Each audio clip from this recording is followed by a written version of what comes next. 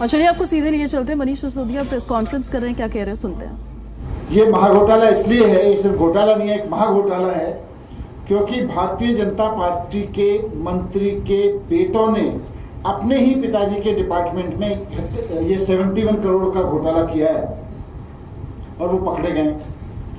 आप सब जानते हैं कि वहाँ के कृषि और पंचायत मंत्री बचूभाई खाबड़ जी के विभाग में ये घोटाला हुआ है 71 करोड़ का, और उनके बेटे बलदेव और किरण और उनका भतीजा वहाँ पे 71 करोड़ की चोरी करने के आरोप में पकड़े गए हैं। क्या चोरी की है उन्होंने कि मनरेगा के काम, गरीबों के जो काम गांव में होने थे वो हुए नहीं, कोई काम नहीं हुआ। मनरेगा बनाया गया था इसलिए कि गांव में, गांव के एकदम पॉवर्टी लाइन पे खड़े हुए गरीब लोगों को, जिनके पास कोई काम नहीं है, उनको रोजगार दिया जा सके और उनसे गांव में कुछ काम करवाए जा सके। लेकिन पंचायती राज मंत्री के बेटों ने कंपनियां बना के वो काम अपने हिस्से ले लिया और काम किया भी नहीं, तो गांव में कोई काम नहीं हुआ, गांव के गरीब लोगों को रोजगार नहीं मिला। गांव में काम करने और गांव के गरीब लोगों को रोजगार देने के नाम पर बिना काम किए, बिना किसी को मजदूरी दिए 71 करोड़ रुपए मंत्री जी के बेटे, दोनों बेटे अपनी कंपनियों में ले गए। ये एक घोटाला है। लेकिन इसमें महाघोटाला यह है कि भारतीय जनता पार्टी की सरकार इसमें मंत्री जी के खिलाफ कोई एक्शन ही नहीं ले रही है। मंत्री जी के बेटे अपने ही पिताजी के डिपार्टमेंट में 71 करोड़ रुपए का घोटाला कर गए, और ये तो केवल 2 तहसीलों का मसला है। ये तो केवल 2 तहसीलों का मसला है जहां ये 71 करोड़ रुपए का ऐसा मामला सामने आ गया जहां काम नहीं हुआ। अभी इसमें पूरे गुजरात में अगर सारे तालुकाओं में इसकी जांच करा ली जाए तो ये कितने हजार करोड़ का घोटाला मिलेगा, इसका अंदाजा लगाना मुश्किल है। लेकिन भारतीय जनता पार्टी क्या कर रही है?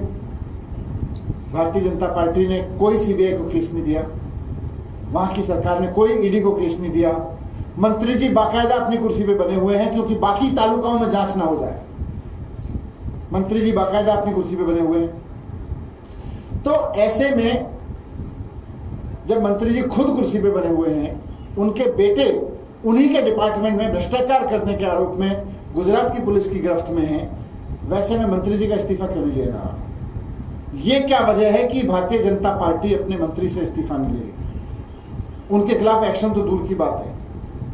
एक तरफ इसीलिए मैंने शुरू किया कि एक तरफ पंजाब में जनता से पता चला, सारी चीजें खुद तहकीकात कराई मान साहब ने और अपने ही विधायक को अरेस्ट करवा दिया पूछताछ करने के बाद। एक तरफ मंत्री जी के विभाग में घोटाला हो रहा है, ये बात तो खुद वहां की पुलिस मान रही है क्योंकि मंत्री जी के बेटों को अरेस्ट कर लिया। लेकिन भारतीय जनता पार्टी अपने मंत्री के खिलाफ कोई एक्शन नहीं लेगी। वो पद पे बने रहेंगे। उनके बेटे वहां 71 करोड़ रुपए की लूट लेके ले गए 2 तालुकाओं में, और मंत्री जी पद पे बने हुए हैं। तो एक तो सवाल ये भारतीय जनता पार्टी से कि जब बेटों की कंपनियों ने 71 करोड़ रुपए चोरी कर लिए और पुलिस खुद मानती है कि ये करप्शन हुआ, तो मंत्री जी कुर्सी पे क्यों बने हुए हैं? ये भारतीय जनता पार्टी की क्या मजबूरी है? बाकी सारी तालुकाओं में जांच क्यों नहीं कराई जा रही? ये मामला सीबीआई और ईडी को अब तक क्यों नहीं सौंपा गया?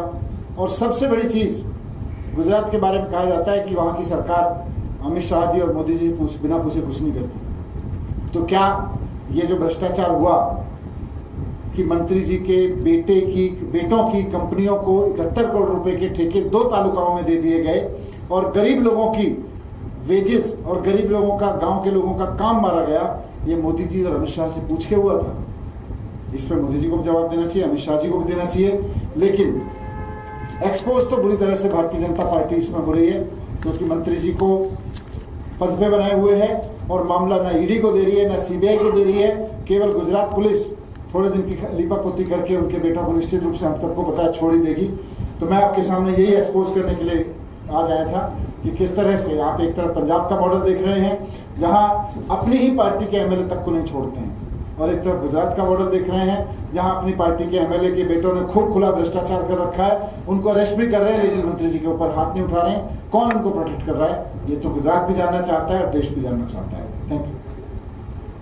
सर, इसमें आप लोग राज्य में वहाँ क्या डिमांड कर रहे हो? क्या विरोध प्रदर्शन भी इस मसले को लेकर गुजरात में आप यूनिट करने वाले हो?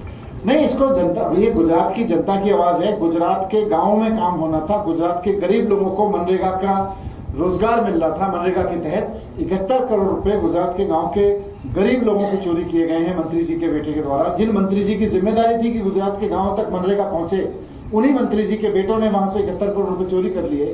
तो इसको तो मुद्दे को उठाएंगे। Thank you.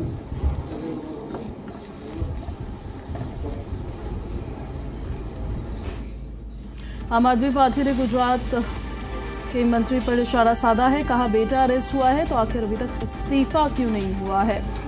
मनीष सिसोदिया ने करप्शन को लेकर गुजरात सरकार पर निशाना साधा है।